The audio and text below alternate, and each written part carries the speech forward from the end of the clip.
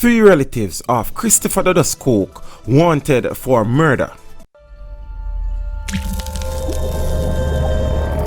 Teach them! Always make sure the message reach them!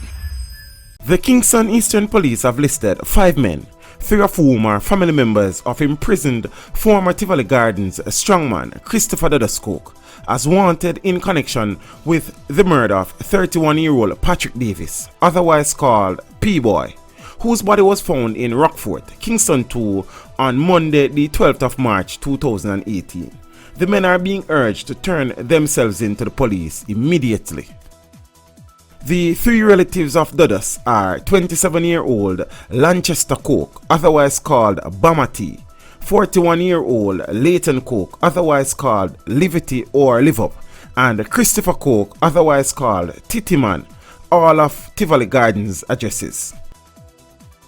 Police say another man, only known as Ratty, and David Biggs, otherwise called Alien, who is of an unknown address, is also wanted.